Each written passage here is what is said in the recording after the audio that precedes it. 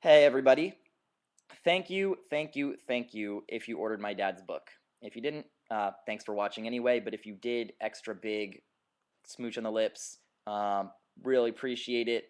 My dad is just over the moon that so many copies of his books were ordered, and if you are worried that I'm not getting back to you in a timely enough way about sending you the gear, don't worry. I promise, cross my heart, I will get that to you. And I just set up an email account, poppawatskybooks at Gmail, to make it easier on myself in terms of making sure nobody falls through the cracks. So just to be safe, re-email me and attach the picture and send that as an email with your address and preferred t-shirt size to poppawatskybooks at Gmail, and I will try and track you down on Twitter and Facebook to make sure that you get that inbox address, and I'll get you the gear as quickly as I possibly can.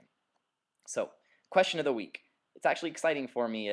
Was something that I'm happy to address. People wanted to know. The top rated comment was, can you explain your comments in couple songs about grabbing the mic at middle school dances? What is that all about? I'd be happy to. It's hilarious. And the reason that I got into hip hop in the first place. I started rapping at Presidio Middle School in San Francisco, which is a big urban, kind of like 750, 800 kids a grade middle school in the middle of the city. And everyone listened to hip hop, and I was no exception. And we thought that we were really awesome freestylers, and we would just grab a boombox or beatbox in the courtyard and cipher. And I'm sure we were terrible, but we thought we were great, and I guess that's what matters, and gave us the confidence to keep doing it, and for me to make a life and a career out of it. So as horrible as I must have been at the time, I guess I'm glad I stuck with it. And we would have dances. Every middle school has dances, and at our dances, 2000, 2001, it was Juvenile, Ludacris, Murda Inc. songs that were playing, and it was like usually some seventh grader's older brother from high school who would come back and DJ the school dance. And me being a cocky kind of jackass kid, I would go up to the DJ. I would sneak in from the side, and when the song was playing, because the DJ talks over it, he gets the crowd hyped up, and they've got their little crappy mic there, and they talk to the crowd. No one's usually listening, but I would go stealth. I would come in, I would grab the mic, and then I would just start rapping over the song until they literally pulled the plug out from me. And I don't know how many friends I made that way or who thought that I was actually being awesome. Probably no one, but I did it anyway, and I was very proud of myself. I thought I was awesome. And one day, in the spring of 8th grade year in 2001, this was the last day before I was going to go on spring break. I remember bringing my boombox around the hallways that I'd gotten at Christmas that year, and I would blast Nelly's Country Grammar, my favorite CD of that year, and I would play the song Ride With Me over and over and over again on repeat. And I would just bring my boombox through the hallway playing this song. And I was in my San Francisco Unified School District gym uniform and about to get out of PE class. And I had the boombox in my locker, and as I was leaving, I'm in my uniform and I needed to go to the bathroom. I had my boombox at my side, and we were in a hallway doorway where the gym teacher was keeping us before the bell rang. And I said, "Mr. XYZ, can I use the bathroom?" And he said, "No, you wait until the bell rings like everybody else." And I said, "Come on, I really have to go really bad. Can I please use the bathroom?" And he said, "No, you'll wait like everybody else."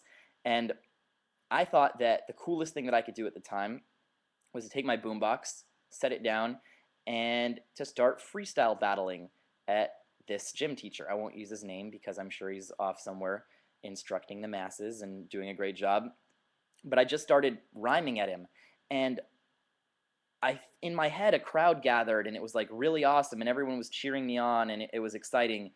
But I think in actuality, I just turned on the boombox, pressed play, and started a one-sided freestyle battle at my gym teacher, who had no idea what the hell was going on, and got really freaked out. And then the bell rang as I was in the middle of this thing, and I left. I didn't think anything of it. I go on to my next class.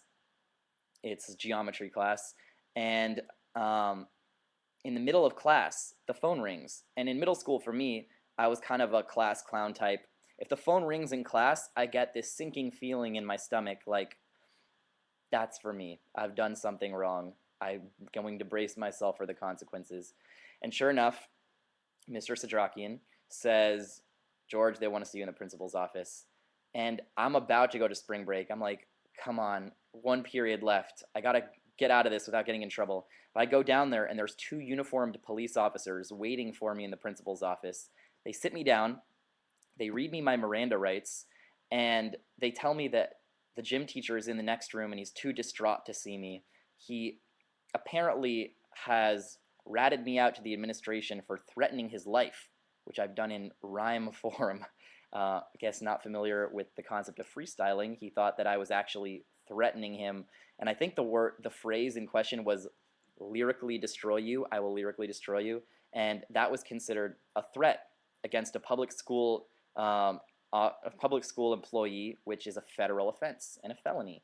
And they very nicely didn't actually arrest me and send me to juvie. They just suspended me for a week, took me off the honor roll, wouldn't let me speak at graduation. And after that, I was like a straight A student. I kind of stopped caring, and my grades really slipped. But I did start caring more about rhyming and watching the content of what I said, and really, making sure that the things that I said were things that I was proud of. But anyway, that's my story of my very first brush with the law. I'm sure there will be others that I'll be able to tell you about in the future. You'll be able to get your free WATSKY shirts when I end up in the slammer. But anyway, for now, that's the story of me in middle school and hip hop, and take it how you will. Anyway, if you have questions that you want to ask, keep posting them up. I'm going on tour in September, and I'm having a kickoff show in Los Angeles, August 31st. It's free. It's at the Comedy Central stage of the Hudson on Santa Monica.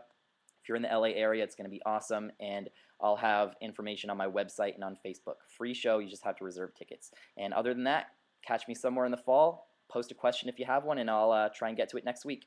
See you guys.